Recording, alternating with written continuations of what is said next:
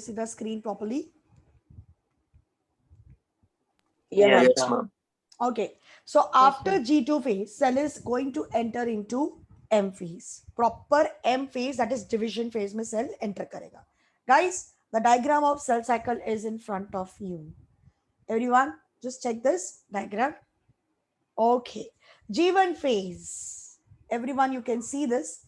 G1 phase में the two newly formed daughter cells are entering into G1 phase. And when they are entering into G1 phase, the cell is going to carry out growth, जहाँ पे cellular content increase होगा, excluding the chromosomes are duplicated. यानी कि chromosomes यहाँ पे duplication नहीं होगा, cell का सिर्फ growth होगा, cellular content grow and develop होगा, and cell will be mature, increase in the size and shape. Now in this, the cell will be having two options, whether to go out of the cell cycle and enter into G0, which is also called as quiescent stage. It is also called as quiescent stage.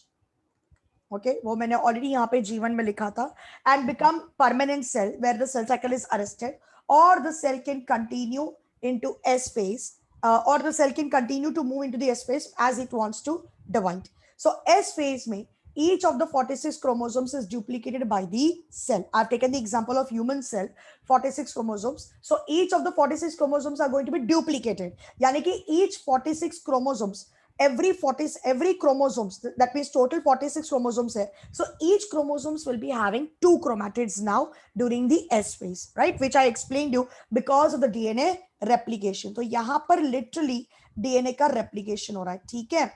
अब cell जो है that will enter into G2 phase where the cell will carry out double check whether everything is ready or not, and proper chromosomes का duplication हुआ है कि नहीं वो भी cell check करेगा without any errors. If there are any errors, then cell will try to rectify it during G2 phase, and it will also produce RNA and spindle fibers बनाने के लिए जो tubulin proteins है, even those are also produced during the G2 phase. Centrioles are duplicating in the G2 phase. So now the cell is completely ready and it will enter into M phase without wasting time. So you can say that G2 phase is the apparent phase and it is the shortest phase where the cell will not take much time for itself. It will enter immediately into M phase. Everyone? Ma'am. Yes, Tanishq. Ma'am, actually, I had a question. Like, can you quickly explain the functions of RNA? Oh, RNA is the non-genetic material. Non-genetic material. Yes, Okay. it's a non-genetic material, bacha. It is a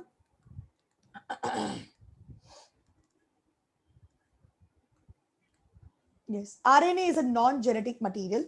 It does not code for any proteins. It does not have any genes. It does not code for any proteins.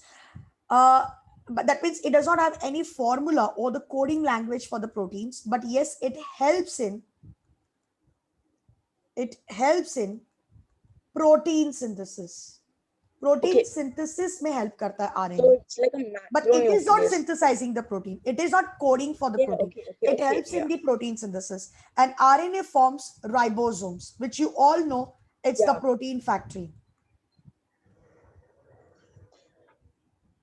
So, ma'am, I have also heard that like ribosomes actually like deduce the DNA proteins. They actually gain information from those, like the encoded information is like decoded ion. Yes, yes. To get the info. Okay. Yes. Ma'am, also I wanted to know like centrioles form the tubulin protein, right? And tubulin protein forms spindle fibers. Yeah. So basically spindle fibers are made up of tubulin proteins. Okay. Yeah. Ma'am, can you recall the function of the spindle fibers once again? So it would be easier to remember. Okay. Function of spindle fibers. Spindle fibers are elastic. The short note. Yeah. And contractile in nature. Now, when I say elastic and contractile, so they can easily contract and relax. So by their contraction and relaxation, it helps to split up the chromatids from the centromere. So when the spindle fibers are contracting from both the sides, from both the opposite sides, it will split up the chromatids. So जैसे ही spindle fibers contract होता है, it will split up the chromatid fibers, okay, from the centromere. Yeah, ma'am. So it will help in splitting up. Yeah. It will help in splitting up chromatids The chromatids. Sister chromatids, splitting up sister chromatids, Sister chromatids. Yeah. chromatids from centromere. Yeah. All right, ma'am, got it. Yeah. Yeah. Okay. Now, Yeah. one more thing, guys. Are you there? Okay. I want to show you Yeah. this. Oh, sorry. You have not copied down. I'm sorry. I'm sorry. Sorry. Done. Everyone. Yes, ma'am. Yeah. Okay.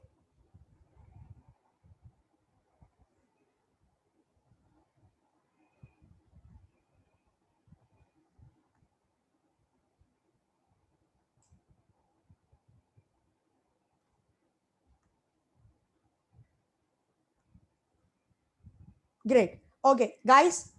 Diagram. This diagram is going to explain in a much better way.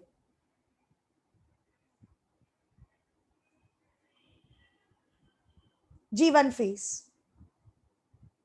A cell with a single chromatid. G1 phase. A cell with a single chromatid. Yani ki chromosome with a single chromatid. You can see that in the cell. In S phase, Yeah.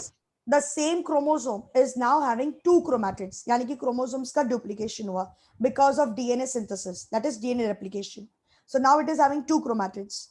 In G2 phase, it is having two chromatids. And during mitosis, yani ki jab division hota hai, the chromatids are splitting up and each daughter cell is receiving one chromatid. So suppose, now I will take an example.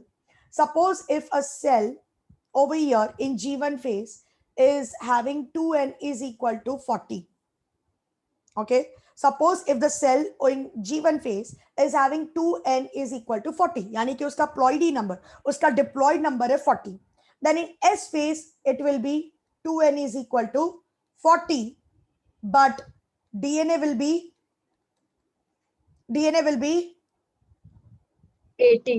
80 and chromatids will be 80. Very good. Superb. यहाँ पे भी G2 phase में 2n is equal to 40, chromatids will be 80. Correct. Now, but when it is undergoing mitosis, 40 chromatids and 40 chromatids have split up. All right. Split up from centromere. And after completing the mitosis, each cell is receiving 40 chromosome and 40 chromosome. That is 2n is equal to 40 and 2n is equal to 40 with 40 chromatids. 2n each. Yes. So if you see, there is equal distribution of the genetic material. Did you see that? And the both daughter cells are identical to the mother cell. Now this becomes the mother cell, which is undergoing various phases of interphase. So this mother cell will undergo G1 phase, S phase, and G2 phase. And when it is finally dividing, it is producing two daughter cells. So both these daughter cells are identical to the mother cells with respect to its genetic material, because there is equal distribution of genetic material. And that's why mitosis is also called as equational division, which we are going to learn very soon. Simran, kya ho gaya beta?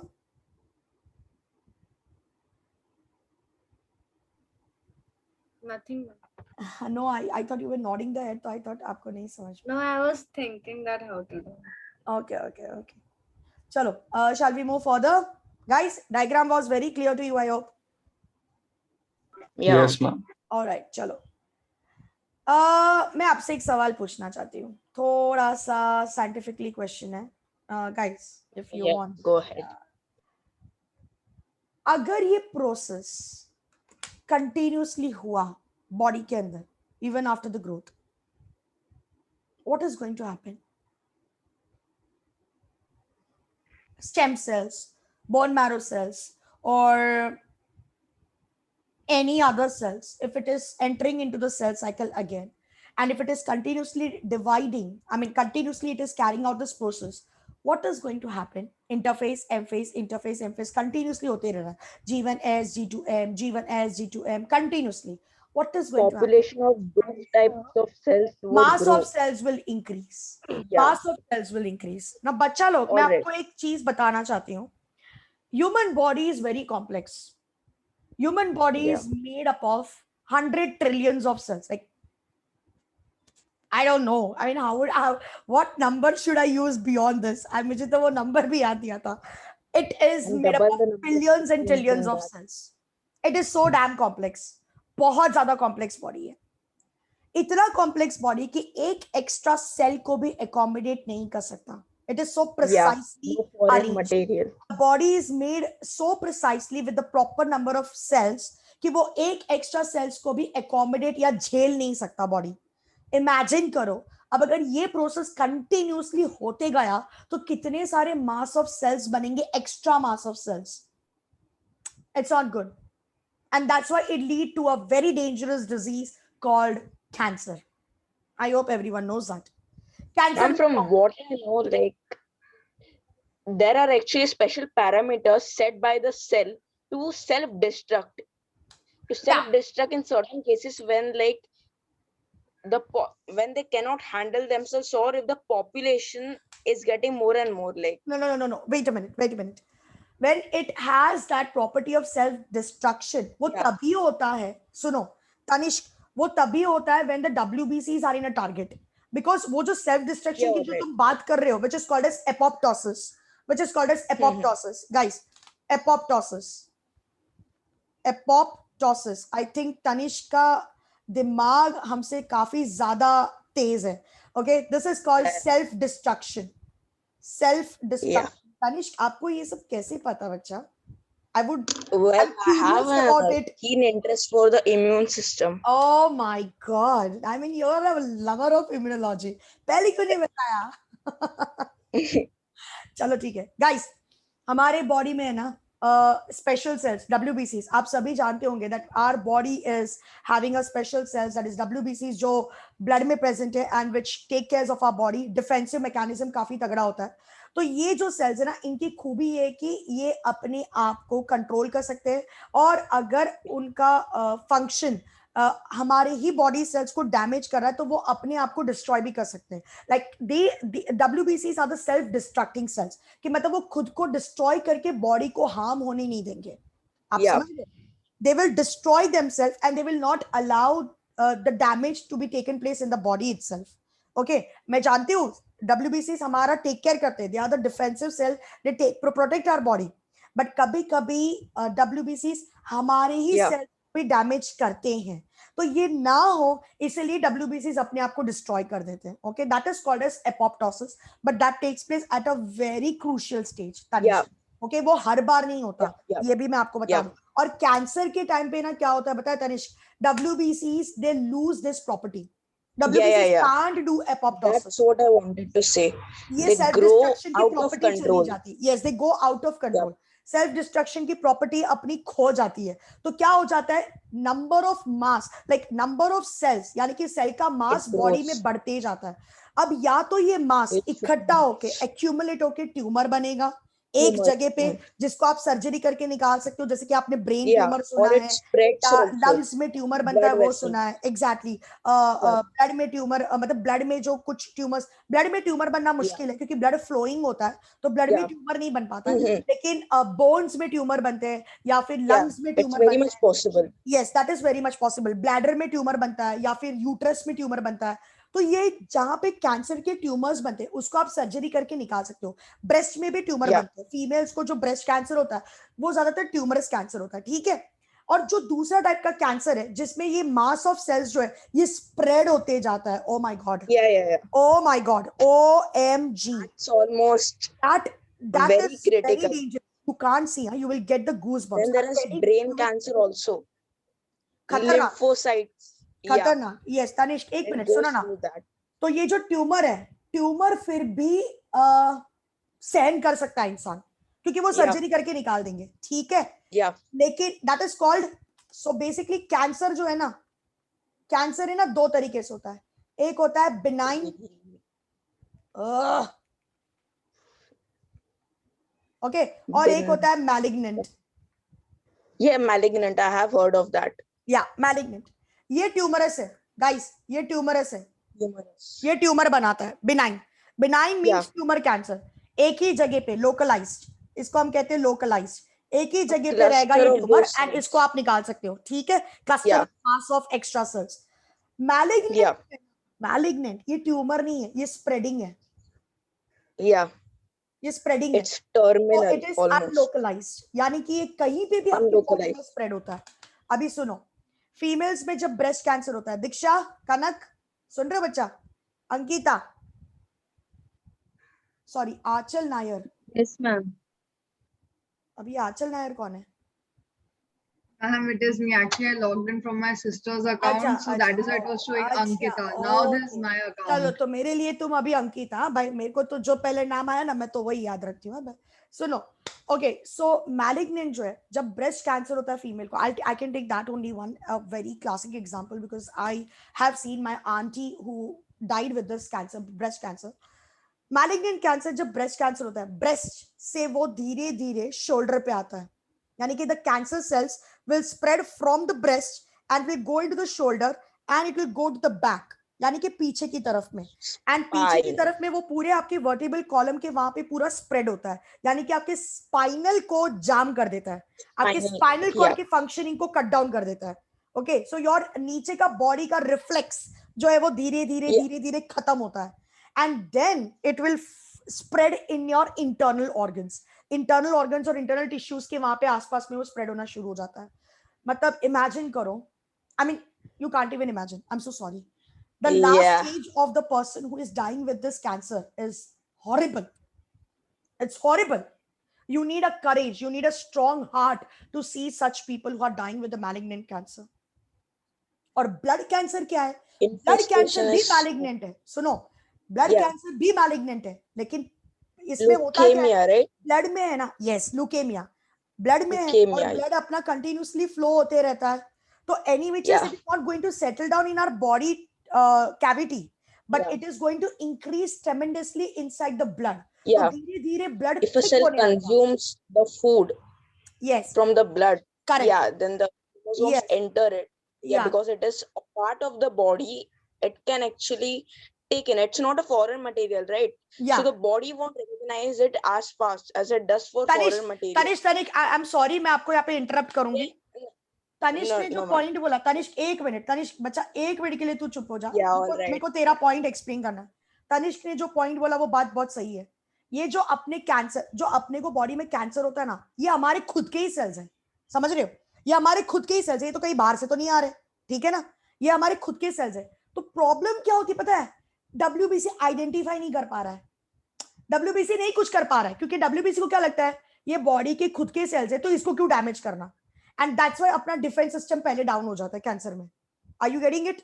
हमारा defence system पहले down हो जाता है, and trust me, we all are born with cancer genes, we all are born with cancer genes. अब मैं इसके बारे में यहाँ नहीं बताऊंगी, मैं इसके बारे में यहाँ नहीं बताऊंगी, वरना अपना लेक्चर कहीं और चला जाएगा, ठीक है, सही में, ट्रस्ट मी यार, ऐसे सब टॉपिक ना मुझे बहुत बहुत ज्यादा हाइपर कर देता है, मैं उसमें घुस जाती हूँ, आई डोंट इवन रिमेम्बर मैं क्या पढ़ाती हूँ, दिमाग में एक एक एक एक चीज आती रहती है यार, खतरनाक टॉपिक है इससे।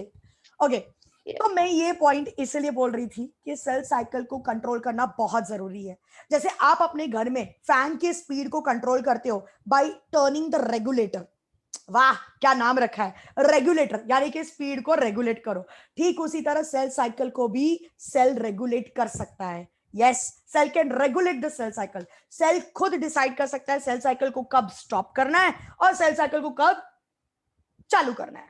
Guys, how the cell cycle is controlled, मस्त टॉपिक है, थोड़ा हाई लेवल का है, ध्यान से सुनना, ठीक है। और तनिष्क, कुछ देर के लिए तू कुछ पूछना नहीं, पहले मुझे कंप्लीट कर लेने दे बेटा, फिर तू पूछ, ठीक है। सेल साइकिल के जो फेजेस हैं, that is G1, S and G2, guys, G1, S, G2 and M, ये 4 फेजेस है सेल साइकिल के। सेल साइकिल के phases are controlled by 2 things, ध्यान से सुनना, प्रोटीन साइक्लिन, साइक्लिन प्रोटीन, कल मैंने बोला था, याद है सिमरन, याद आ रहा है, साइक्लिन प्रोटीन मैंने बोला था, तूने मुझसे पूछा था चैट बॉक्स में, cyclin protein and cyclin dependent protein kinase, it's an enzyme, okay पहले पूरा ध्यान से सुन लेना, फिर क्वेश्चन पूछना। सेल्फ साइकिल के जो भी फेजेस है, these are controlled by two factors, cyclin protein and CDK enzyme, मतलब short form CDK, cyclin dependent kinase enzyme. ठीक है, एंजाइम और ये प्रोटीन रहेगा, सुनो, एंजाइम and this protein, if they are present, if they are produced by the cell, cell can continue with the cell cycle. But if it is not produced by the cell, cell will not continue with the cell cycle. ये clear हुआ? ये clear हुआ point? एकदम चोखा clear? ठीक है, अब सुनो, अब सुनो, ये जो काइनेस एंजाइम है ना, काइनेस का मतलब होता है, गाइस आप हायर स्टडीज में पढ़ने वाले हो 11th में आपको पूरा एंजाइम्स के टर्मिनोलॉजी सिखाए जाएंगे। एक एंजाइम जो अभी आपके सामने आया काइनेस एंजाइम, मैं अभी आपको एक्सप्लेन कर देती हूँ।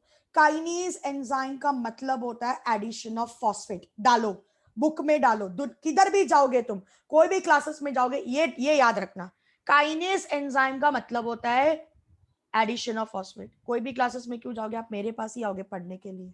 हाँ, नहीं तो ढूंढ के निकालूंगी तुमको दुनिया में से। तुम सब हीरे हो, तुम सब डायमंड हो, ज्वेल्स हो, मेरे को तुम चाहिए। I want you to boost your brain. खतरनाक दिमाग है आप लोग के पास। गुड। काइनेस एंजाइम का मतलब होता है एडिशन ऑफ फॉस्फेट। अब ये जो एंजाइम है ना, दिस एंजाइम एड्स, और this enzyme add the phosphate using ATP. ATP molecule में से फॉस्फेट निकाल के ऐड करता है। ऑल राइट, सुनो सुनो सुनो सुनो, खत्म नहीं हुआ है भाई। साइक्लिन फिलहाल इनएक्टिव है, फिलहाल इनएक्टिव प्रोटीन है। अब इसको एक्टिवेट कैसे करना है देखो, हेलो देखो, using ATP molecule, CDK enzyme will add one phosphate to the cyclin, inorganic phosphate. All right, so All right. cyclin becomes active, plus inactive ADP or maybe. active, and ATP will turn into ADP. ADP, Are you all getting right. it? I got. Yeah. Enzyme क्या कर रहा है देखा आपने, enzyme inactive cyclin को active कर रहा है by adding phosphate from the energy rich molecule that is ATP. मतलब इन शॉर्ट यार, एटीपी का एनर्जी से साइक्लिन को एक्टिवेट कर रहा है, दैट्स इट, Okay. खत्म। समझ में आया? It would be better if you would write the chemical formula of ATP. No no no Then no it would. No no no no no no नहीं, no नहीं तनिष, हम बायोलॉजी में नहीं लिखते बच्चा, हम बायोलॉजी में केमिकल फॉर्मूलाज किसी का नहीं लिखते, जिसका नेसेसिटी है हम उसका। और बेटा आप है ना एटीपी का केमिकल फॉर्मूला स्टडी करोगे रेस्पिरेशन इन प्लांट्स वाले चैप्टर में। All right. हाँ ठीक है, तब वहां पे अपन स्टडी करेंगे। ठीक है, अभी दिखाने की कोई जरूरत नहीं है। हम वैसे भी बायोलॉजी में जो भी रिएक्शंस लिखते हैं वो ऐसी टर्मिनोलॉजी यूज करके रिएक्शन लिखते हैं। ठीक है, केमिस्ट्री के लिए पूरा स्ट्रक्चर नहीं लिखते हैं। Okay, so guys, transition of G1 to S and from G2 to M is carried out by this enzyme. यानी कि सेल का जो ट्रांजिशन है, मूवमेंट है from G1 phase to S phase and from G2 to M, that has been done by this enzyme CDK.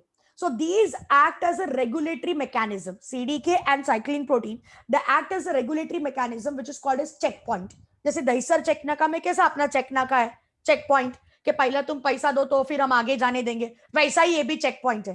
यानी कि CDK and cyclin protein together are acting like a check point. ऐसा check point खड़ा कर देंगे, पहले cell को देखेंगे, cell ready है, ठीक है, सेल जाओ आगे, अदर मतलब खोल देंगे, जाओ आगे, और अगर नहीं चाहना है तो वो ऐसे ही चेक पॉइंट खड़ा कर देंगे। Are you getting it? चलो डायग्राम, ये देखो चेक पॉइंट, बढ़िया चेक पॉइंट। G1 और S के बीच में पहला चेक पॉइंट जिसको हम कहते हैं G1 चेक पॉइंट, G2 और M के बीच में दूसरा check point G2 check point, and then M check point. एक मिनट, हाँ, फर्स्ट चेक पॉइंट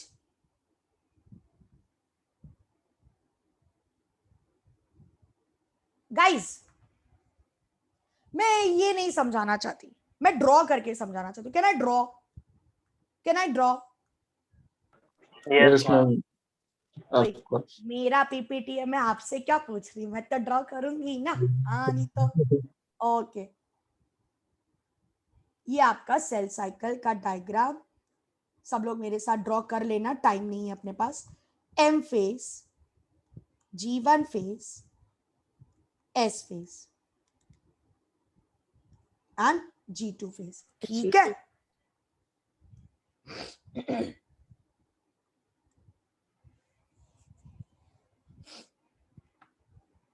ठीक है?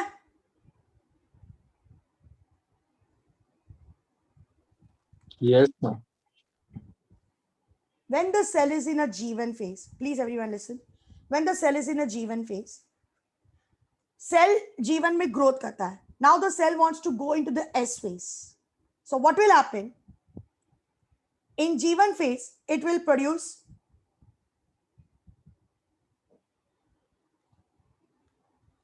G1 cycline protein. जो फेज में जो प्रोटीन प्रोड्यूस होगा उसका नाम वैसा रखा है हमने. साइक्लिन प्रोटीन साइक्लिन ही होता है. Hello, in all the phases protein is same, cyclin protein, but जिस फेज में वो काम कर रहा है हमने सिर्फ उसका नाम रख दिया G1 cyclin.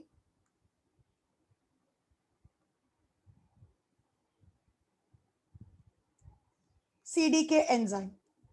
CDK enzyme. Now this together will form a complex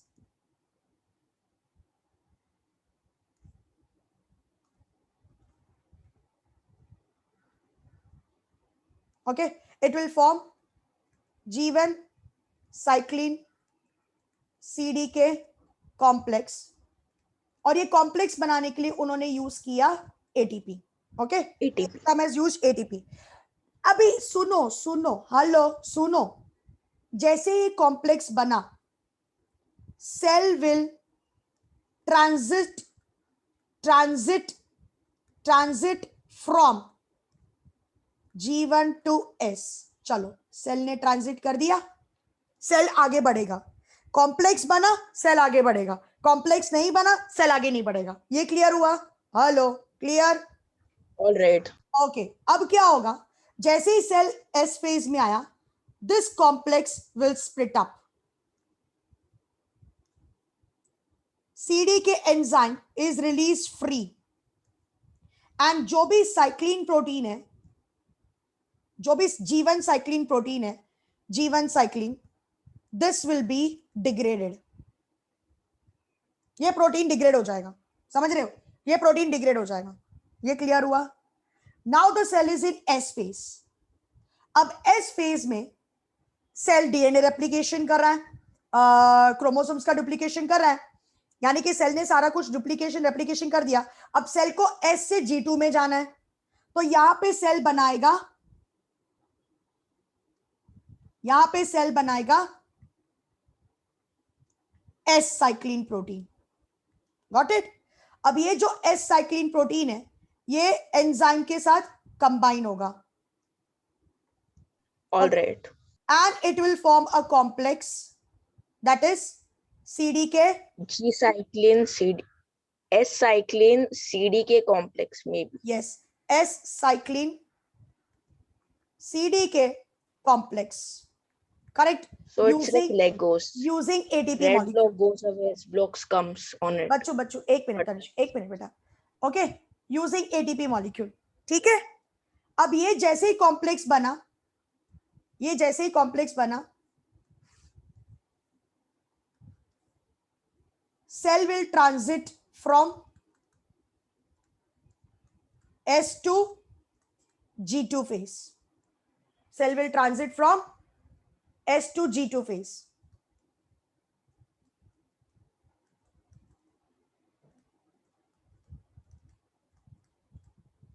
ये क्लियर हुआ? ये क्लियर हुआ? चलो, सेल S से G2 में आ गया. ऑलराइट. अब ये जो कॉम्प्लेक्स है ये स्प्लिट अप होगा. S cycline degrade हो जाएगा. CDK एंजाइम और ये जो S साइक्लिन प्रोटीन है, yes, S cyclin protein, this will degrade. Predictable है ये. ठीक है. Now what will happen? Now the cell wants to go in M phase. अब तो सेल डेफिनेटली एम फेज में जाएगा क्योंकि वो G2 में, सो अब तो उसको एम फेज करना ही है. Right. So now G2 phase में जब सेल है and it wants to go to into M phase, it will produce. So cell is in a G2 and cell wants to go in the M phase. So it will produce M cycline protein. right? Now this M cycline protein will combine with CDK, okay, and it will form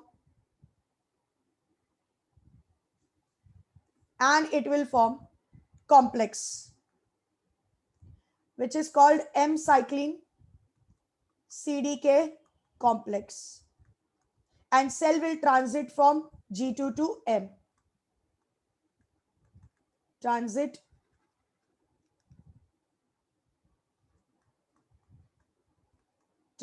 from G2 to M phase.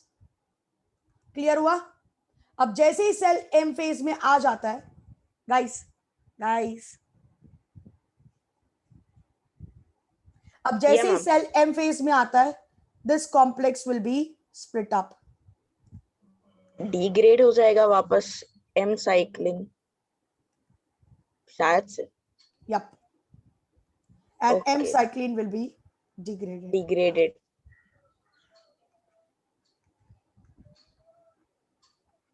बोलो, any doubt?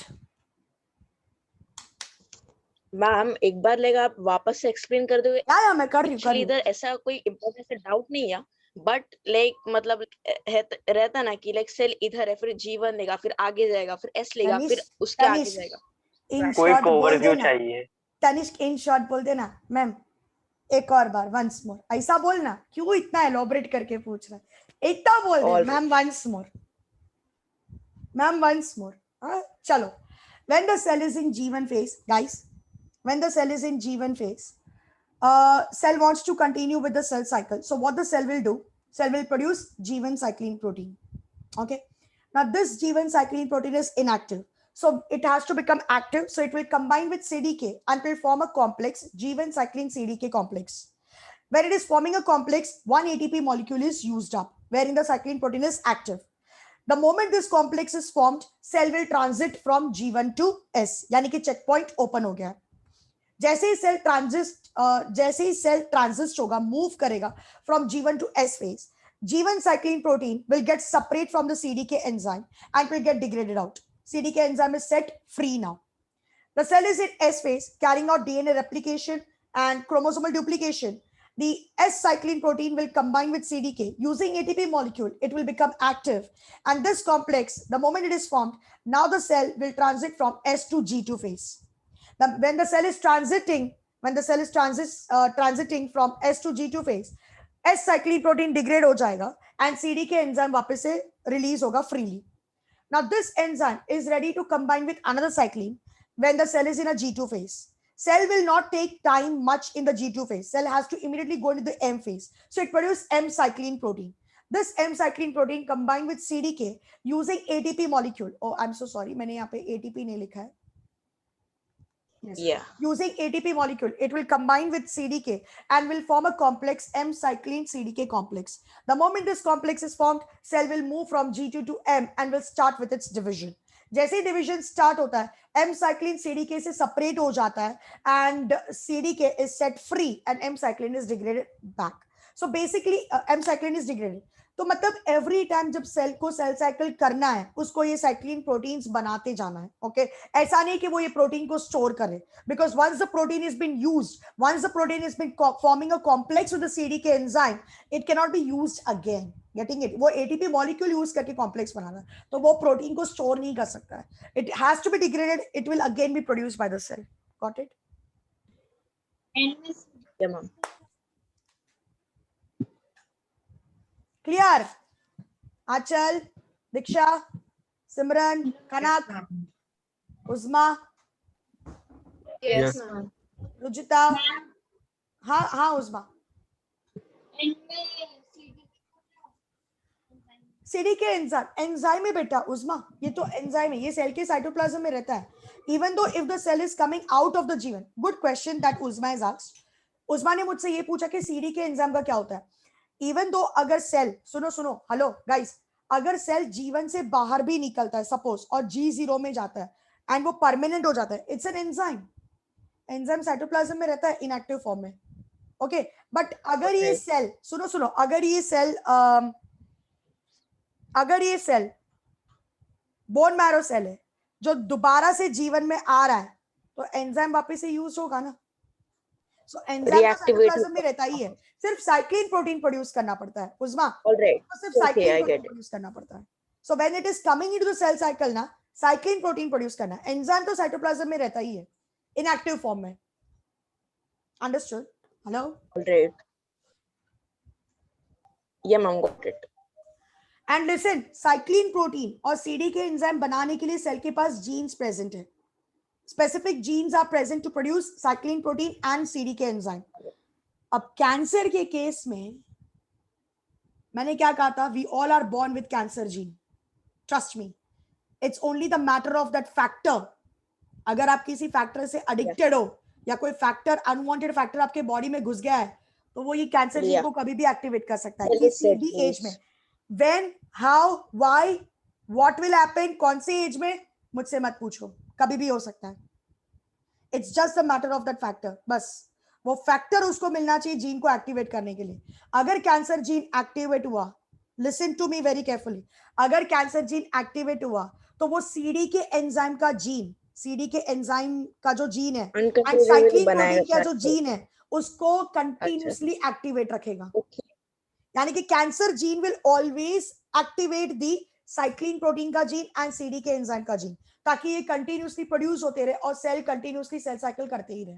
Understood? Yeah. हमें कैसे भी करके इस cyclin protein के gene को और CD के एंजाइम के जीन को या फिर कैंसर जीन को स्विच ऑफ करने का मैकेनिज्म मिलना चाहिए.